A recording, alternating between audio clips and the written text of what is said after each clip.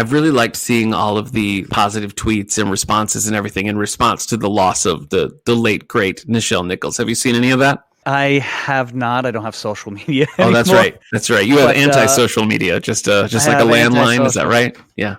Okay. Yeah, it's like having a landline. So a friend of mine basically shared with me that she passed, and then I kind of looked it up, and I was like, oh man, it's true. I was pretty sad to hear that of her passing. She was pretty influential in the world of Star Trek, and absolutely. Well, I think basically just breaking many barriers.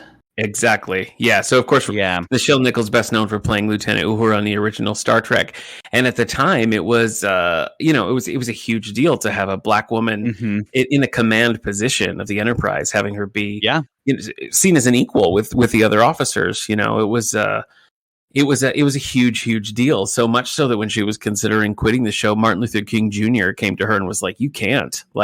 This is so important." And that's just mind-boggling, and you hear later, not just actresses, but I think specifically of Whoopi Goldberg saying seeing Lieutenant Uhura on TV was one of the things that told her that she could accomplish things, that she could do the things that she wanted to do when, society at that time was kind of saying the opposite. So it's amazing the things that character, and particularly her portrayal of that character, was able to kind of move forward in culture and in society and really in the world. So pretty amazing.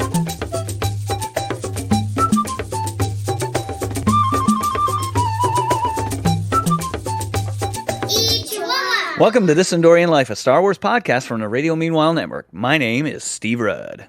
I'm Nick Gunning, and we're following the Ewoks from Return of the Jedi to the Ewok TV movies, the 80s cartoon, and beyond. And beyond. Today, we are discussing Season 2, Episode 5. No letters, full episode. That's right. Night of the Stranger. Night of the Stranger, one of the few full-length episodes of Season 2. Yeah, there was a couple, right? It's 4. There's 4. The Rach was one, and here's another one. I'm going to tell you right off the start, I thought this one was pretty solid. This one is good. It's up there. The full lengths, they got it. I guess so. I guess they do. I guess they do. Once again, the episode's written by Paul Dini, directed by Dale Schott.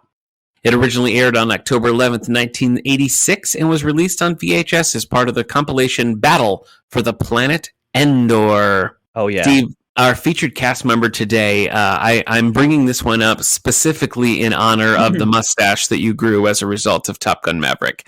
Because I see it. It's thick. Still have it. It's thick. Oh, yeah. In 1996, Denny Delk, who plays Wicket 2.0 here, joined the cast of the video game Top Gun, Fire at Will, playing the role of Strike. The game was available on Windows, DOS, Mac, and PlayStation, and James Tolkien reprised his role of one of the commanding officers. He's Stinger in the movie, and they call him Hondo in this, but I assume it's meant to be the same character. This is the only time one of the cast members from Top Gun ever appeared in the voice casts of any of the games. So Denny Delk is in this game here as Strike. The game was followed by a sequel 2 years later called Top Gun Hornet's Nest. Have you played any of the Top Gun games? I have not, but I feel like I recognize the name Hondo. Isn't that used in Star Wars as one of the pilots' names? Yeah. Yep, there is a Hondo in Star Wars. Yeah. The only Top Gun game I've ever played is the one for the original Game Boy. And it's hard. It's weird and it's hard to control. All the games were hard back then. They were hard. That's true. Right? I mean, that's true. But I think particularly flying games in that era, it's God bless them for trying, but man, it's next to impossible. Now, since I've looked up a lot of Top Gun stuff, I see videos that pop up that are check this out, and I'm I look at it and it looks so real, but it's actually flight simulator games, and I'm man, they look so real. That's now. Cool. The detail on the planes and the lighting, it's just I mean, blue sky. It's hard not to get that wrong. Sure, the planes are so detailed. So they come a long way since Game Boy. Since original Game Boy. Yeah, you can play it, man. You can play it next time we're together. I'll try. Yeah, I'll try. All right, let's get into our synopsis here for Night of the Stranger. All right, let's go. Uber detailed plot of Season 2, Episode 5, Night of the Stranger. A rift in space appears over Endor, and a comet of light emerges, careening towards the forest moon. Meanwhile, Logray, sensing evil in the night, tells Wicket and Teebo of a time long ago when the night spirit was banished using the Sunstar, and vows to find the source of evil that he now senses again. Soon, Wicket and Teebo spot the comet and clumsily race to warn the village, believing they mistook the comet for a lantern bird. Chief Chirpa resumes the Belt of Honor ceremony, while Wicket and Teebo go look for where they believe the comet landed. Nisa and Latara secretly follow them. They find the comet when Teebo accidentally falls into its crater. It appears that something broke out of the comet from inside. They hear something strange in the woods, not knowing that a great evil looms. So they hide in a tree. Waiting for the right moment, they jump onto the strangers, only to find it's just Nisa and Latara. The night stranger that we saw looming in the woods appears to the Dulocs, and a deep voice commands them to follow him to the Ewok village. Terrified, they obey. While the Ewoks carry the empty comet back to the village, the soul trees speak to Teebo, thrashing him about violently. They are clearly upset. Suddenly, the comet they've been carrying vanishes before the group's very eyes. Stunned, the group decides to find Master Logray. Logray is currently wandering a part of the forest that was once full of evil. Several large obelisks rise violently from out of the ground. Two of them tip over and crumble on top of Logray, trapping him underneath. Back at the village, the Night Stranger commands the Dulocs to attack. The attack allows the Night Stranger to recover the Sunstar from Logray's hut. Wicket demands that the Night Stranger give the stone back, but the stranger uses the stone's power to trap them on a bridge. The village Ewoks manage to drive off the Dulocs and work furiously to save the four younger Ewoks. The Night Stranger releases the Dulocs, telling them they served their purpose. Back at the village, Chief Chirpa discovers the Sunstar is gone.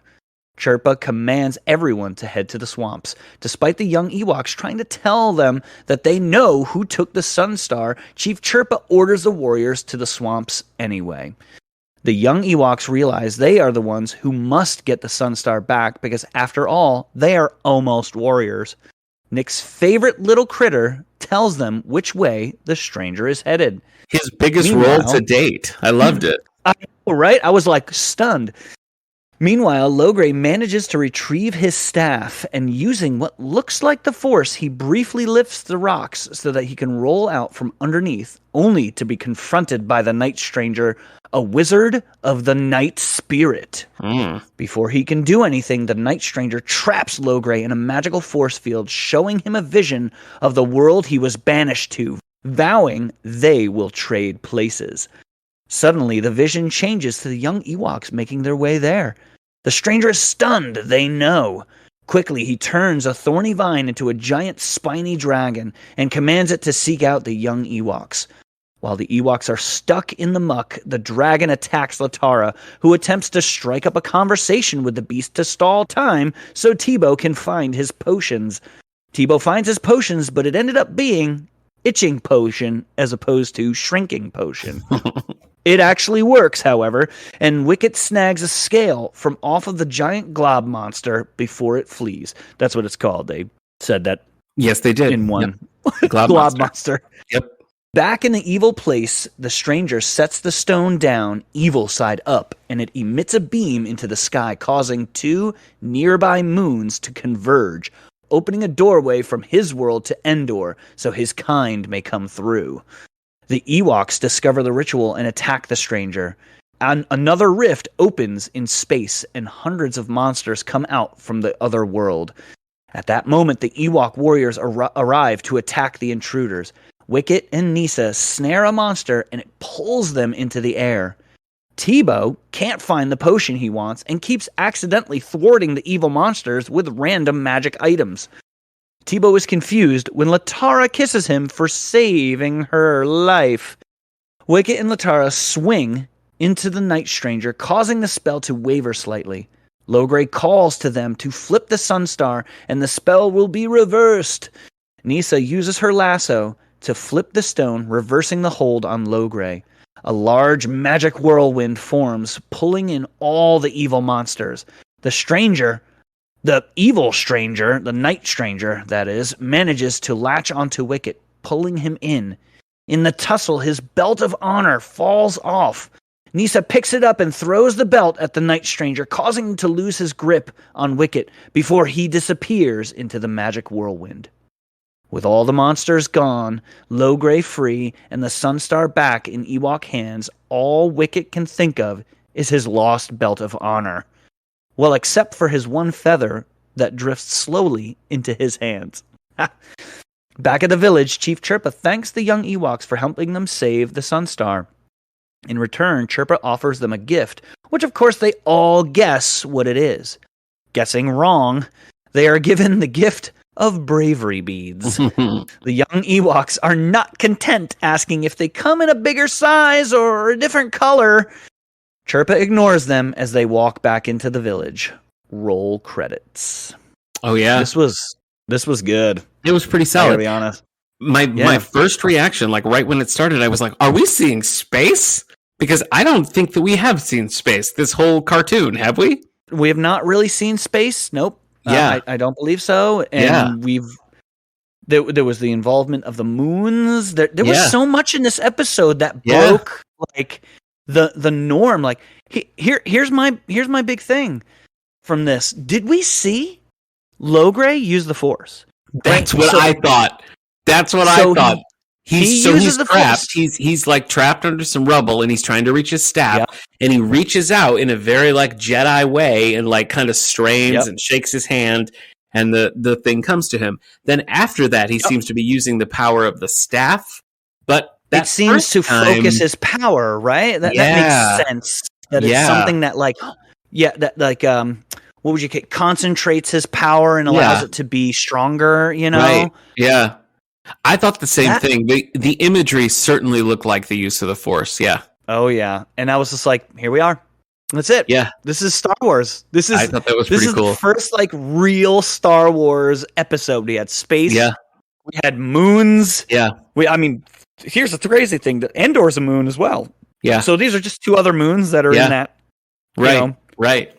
Well, yeah, that's what I was. Yeah. I was feeling the same thing, and I was thinking about the fact that here we are in 1986, so we're 3 years out from Return of the Jedi, and as far as anybody knows, like this is all of Star Wars. You know, like at this point, the droids show's over. You know, the first season of Ewoks is underway. At this point, like in the world, the only new thing that was Star Wars that was being produced was this. You know, and so to have this one kind of have some Star Warsy hallmarks, I was like, man, I bet people, if anybody was taking the show seriously still at this point, must have been like, oh, sick, finally we're getting a little bit of a Star Wars payoff here. So I liked it quite a bit. Yeah, and we felt that too. Man. Like when Kendra was here last, well, not Sharknado, but prior to that, Gift for Shadu, right? There were some things in there too that we felt like were relatively Star Warsy. So that's 2 in a row now that at least kind of giving us that vibe. But no, I had a good time in it. I thought the Night Stranger was legit creepy. Like the design was very creepy. Yes. Very creepy. You go for a long time seeing like spindly white arms and sort of a ripped purple cloak, and everything else is in shadow, and that was creepy enough. And then when you actually see them, I was watching this with my son, and he actually recoiled. Like he was genuinely like, "Oh my gosh!" Really? Because when they pull away, it reminded me a lot of like the, that Batman story Steve Englehart wrote about the Joker fish, where you get like the smiling, like the fish smiling with the Joker's face. You ever read that? Oh no. Anyway, no, I never read that. That's what it seemed like. It really, like they had that big, creepy, like Jokery grin and the jagged teeth, and there's something about their teeth. Yeah. Yes. That's the thing. Their proportions are so weird that it just like you can't wrap your head around it. It was genuinely creepy, and it definitely very my son unnatural. Unnatural. Yeah, you're right. You're right. I also thought that it was a little bit more like, the Dulocs have tried to like tie up the Ewoks, and there's been like threats, but the Night Stranger sets both sides of the bridge on fire and is like, "You're gonna die here tonight." Yeah. He's like, "You've served your purpose, right? And now you're dead." So he's like straight up trying to murder the Ewoks, and I felt like that too was a little bit of an escalation at the very least. And there was some peril, like real peril, right? Yeah, that's two. That's two perils in a row. Because again, gift for shadow. Yeah. There's a lot of stuff going on there. But when they're fighting later, Wicket is like, "Eat worms and die" or something like that. Do you remember that line?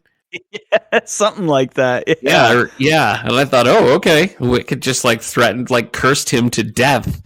Yeah. And I thought was kind of like, whoa, okay. I thought the tone of season 2 was goofy, and now we're having like attempted murder and Wicket like cursing him. Man, it was another thing too that stuck out to me. It was the evil place, right? Think of Return of the Jedi, right? Yeah, I've seen Endor must be a place of like force strength or something like that, force concentration. Because remember, in Return of the Jedi, Luke goes to a place that is strong in the dark side. On Endor, right? On Endor. Oh no, wait. Oh, that was Dagobah. Yeah, right, yeah. Dagobah. Okay, so not Endor. Sorry about that. Yep, Dagobah, but a parallel, right? On Dagobah, there was a place that was evil, that was easily sensed as that, and that on Endor, another place where Logo was like, this place is of great evil. You know? Yeah. Mm-hmm. So, and that's crazy. Another Star Wars nod. You know? I feel like Nisa's little I don't know, whatever you want to call it, hook on a rope is kind of like I don't know what to call that. I don't either. It's kind of like the new glider for me. I'm like, yes, she's doing it. Because she's been using it a lot. I really, I don't know. For the last couple episodes, I've liked what they're doing with Nisa, and I liked early on, before stuff really goes crazy.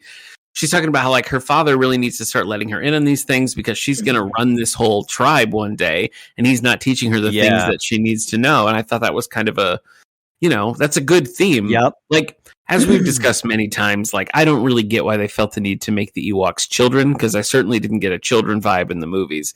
Right. But that at least, like, they were using it for the benefit by saying she's trying to like grow into a leader, which I thought was, she eventually will. I think. Yeah, I think even in the lore, she eventually does, right? Yeah, I think so. And Tebow's using the magic. Wicket is back to kind of working on getting all of his his merit badges for his little Boy Scout sash.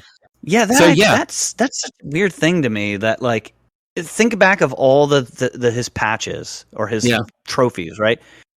I mean, the ones that are on there, like Nisa got one of them for him, pretty much saved their life. Yeah, but he gets the trophy. Right. The other one, they accidentally like run into something, and so does the other guy. Yeah, so it's not even like for real. And then this one, he's like, "Oh wait, guys, while the dragon is careening in itchy pain, I'm gonna go over and steal a scale from it and put it on my belt." And it's just like, but Tebow gave him, and you didn't even defeat it. Yeah, right. I noticed that too. And it ran away. Yeah, it's it's shallow. All of his victories are like truly shallow, right? So it's almost fitting that he loses it, and he's like, "Oh no!" And I'm thinking, yes, all of his fake trophies are gone. You still have everything you earned, which is nothing. So I think he did earn the feather because I think they all earned it. He might have. Yeah, he might have.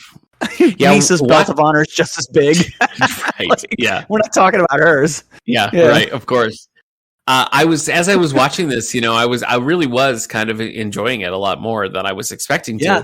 And I don't know, maybe season 2 is not as bad as it felt like it was going to be, because we've had, I feel like, maybe 3 in a row now that have been pretty decent overall, and I felt like this was pretty good too. Right. I did have an Oak of Arc moment, and it's really, I don't really like how far they're leaning into, like, basically playing Latara as like the Valley Girl of the Ewoks. She's like, she's the makeup one, which is just kind of like, okay, whatever. But the cheerleader. Yeah, exactly. Yeah, they're just kind of like, the cheerleader. Yeah, the ugly one. But man, is Strong Bad still a thing? Is that still? I bet it's not. It's probably not. It only lives. In our memories. I was saying it to somebody the other day, and they were like, "I don't know what you're talking about." I'm like, "Jeez, generational gap right there." Yeah, if you don't know, HomestarRunner.com was like Flash cartoons, and it was, ostensibly about Homestar Runner, but Strong Bad, who was sort of the villain, eventually became the primary focus of that site. Yeah, and it was just like pre-YouTube. I checked, much, right? basically, yeah, pretty much. I checked that site like daily for updates. Loved it so much. But anyway, all of that red herring, yeah. All of that to say that I don't really like what they're doing with Latara, and I thought the stupidest thing that happened was when they were trying to fight the Glop monster? What were they calling that thing? It was like a giant snake monster. Glob monster. Yeah. They're like distracted, and so she starts like flirting with it. You know what I mean? She's like, "So, what are you up to? What's your favorite?" I was just like, "No, I don't think so. Color? No, I don't think so. No, that's a no for me." What about you? Like roars at her with its spiny tongue. Yeah. Yep. Oh man. Did you have an Okavark? I think it was just after that was something that bothered me more. The fact that Wicket went and took the scale. Yeah. Like it was his trophy. And that was just like, but you didn't defeat. First of all, it's not defeated. Yeah. You didn't do it, yet you're going to put that scale on your, so I was just like, that's such a shallow, that kind of bugged me that like, I feel like Wicket would be bigger than that. Like he would want to truly earn his, I agree. And trophies. I think that is definitely a weakness, as we've said, of this season. And I think like back when Eric Nichols was on that episode, he was surprised by, because he hadn't seen any of Wicket outside of the movie, and so he was surprised in this, and he said like, "What is he, like a Bugs Bunny type of character?" And that's really stuck in my mind, because it kind of seemed like that is what they're doing this year. That he's just like this smart aleck guy who's trying to get away with stuff, which is just such a weird pivot. I get that. What about your Ichiwawa moment? Mine was that I think clear force use by Logray. Yeah, that was he reaches out, that staff goes into his hand, and the moment it does, that crystal on top glows, like all of a sudden his power is enhanced. Mm-hmm. So that's a good one. That I believe. That's like a Kyber crystal type thing, right? Isn't that what the Kyber crystals? Yeah. Aren't the Jedi's like attuned to it or something like that? Yeah. Or they have to. I can't remember. Yeah, I think you're right. But like somebody will correct us in Twitter. That's right. And be like, actually, technically, that's a good one though, because it was it was something we hadn't seen before, and it was definitely of note when it happened. Yeah, good choice. Yeah. What about you? Really, I think it was just the fact that we saw off of Endor, like we saw space, we saw things happening in space, we saw multiple moons. I guess I hadn't realized until that happened that we haven't seen anything off of Endor this whole time. We haven't seen space at all. And so when that happened, I was kind of like, right on. Okay. So we're kind of like taking the next step here. So yeah, that was it for me. The space stuff I just thought was cool and tied it in a little bit more with, Star Wars, which is why we're here to begin with. So you know what? There was something else that was really cool. So the Sunstar, right, has just been this kind of like star of good and evil kind of thing. But like that has been a consistent thing since season 1 too, which is nice. It's one of the few, I think, like ongoing plots that's carried over this whole like the power. This of is the Morag plot. Yep. The Morag one that continues. But how crazy was it? Do you remember? And I noticed this. I had to rewind it because I was like, huh? When Logray shows Wicket the Sunstar, and he shows him the shiny side, which is, I can't remember. There was that episode they talk about both sides. I can't remember. But the golden side, the good side, and then Logray turns it, and you can see his reflection in it. And he turns it, and you see his reflection on the evil side, and his reflection is all like grotesque. Did you notice that? Yeah. That's really, I thought that's a little cool thing that they did in there. Cool. And then the fact that like the Sunstar has just been this like powerful thing, but then we realize that like it's like a key to a different dimension. Yeah. I mean, he puts that down and 2 moons converge on each other. I just think of like the gravitational effects of 2 moons converging and then a rift in space opening and hundreds of aliens pour out of it. It's like the Phantom Zone. Like they're trapped in there, right? So a lot of wild things happen this episode. We hear really that little animal talking, the tree, that's right. the tree squirrel thing. Yeah. That was funny perfect. Because it's been just a background the whole time, and there it was in the beginning. Yeah. I don't. I feel like the next episode though is going to go right back to like goofy little like, oh, we got to help Latara steal lipstick. So I'm trying not to like get my hopes up, you know. I really want the blue one. We got to go to the blue Shamoog swamp. Let's, I'd be in the 4s for this one as far as Yub Nubs go. I think this is a pretty solid episode overall. Yeah. And I feel like not just for season 2. I feel like for the whole, everything we've watched so far, I would put this, top tier, probably top 5, Yeah. So what do you think your Yub Nub is? How many? I don't remember what I gave the Rach, and I still do like the Rach better. But the Rach one is so good. Yeah. Yeah, I'd probably say like 4.2, 4.3, like in that area. I was thinking 4.5. This one for me, like, yeah, it wasn't. So I 4.5 because it wasn't like my favorite episode, but this one I was just like a diamond in the rough. Yeah. Right. Like, I mean, the episodes beforehand were fairly good. Yeah. But this one I was just like, whoa. Things are happening. Like, why did they wait till season 2 to do something like this? Yeah, because there was so many elements of Star Wars in this one. These conversations we have, I just feel like every week it's like we don't know what to expect, and like we feel like we have the series. I think it's because like we're trying to assign some sort of like meaning or purpose to it, and I feel like it is just a ramshackle, just like throw this episode in, throw this episode in. I don't think there's thought behind it. So I think we keep trying to peg like what is their goal this season or with this show. And I think their goal is just to like put an episode out there to have the next episode. So that's probably why it's such a head scratcher for us. But fillers, there's a filler. Yeah, we're going, man, what's going on? But it's really just a filler episode. It's just a shuffle. Yeah, I feel like these episodes could have aired in any order without any thought given. So still, it's been nice to be on a streak of liking them. I think that's been fun. Oh yeah, absolutely. Steve, I got to tell you a little bit about some extracurricular activities I've been doing. Oh yeah, tell me. You remember Crystal Storm, right? Favorite guest of the show, Crystal Storm.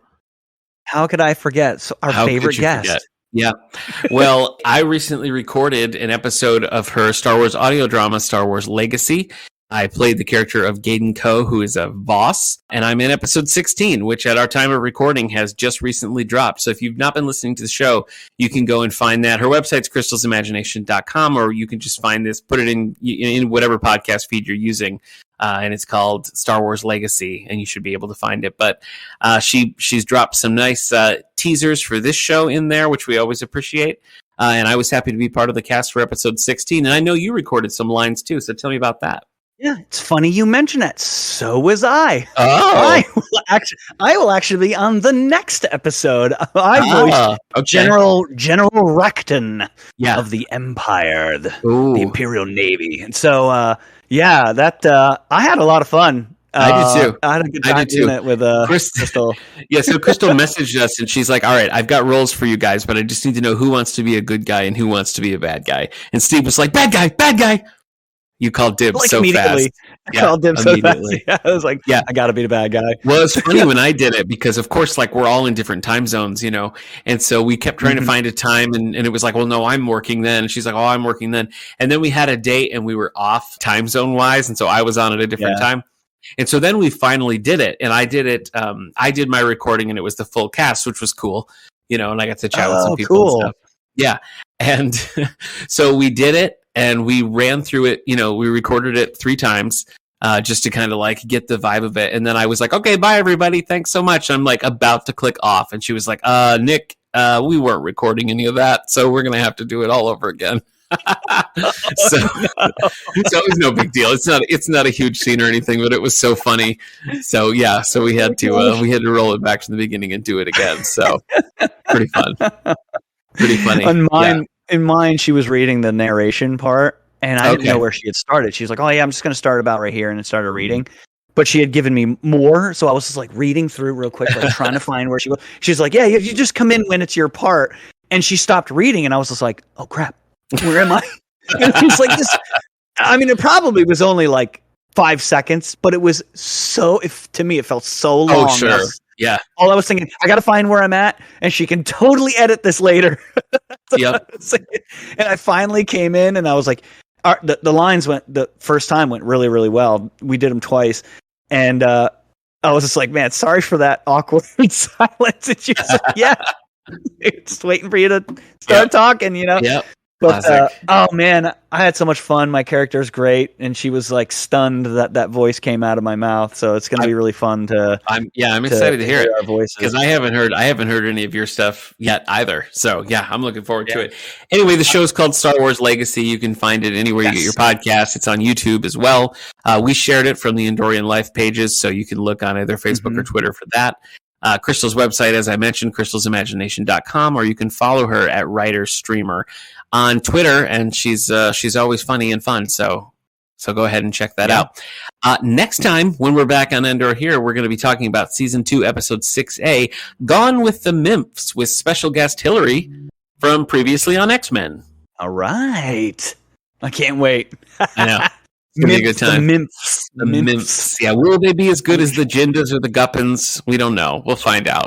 Nothing will be as good as the Jindas. Oh, the Jindas are back in town. Stupid. Oh, so stupid.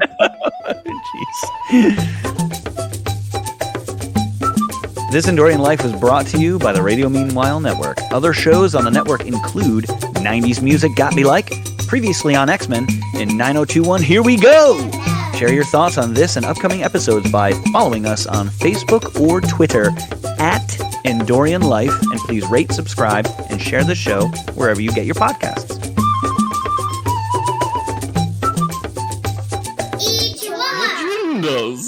Legenda! Come on, come on! We don't take money, only tips.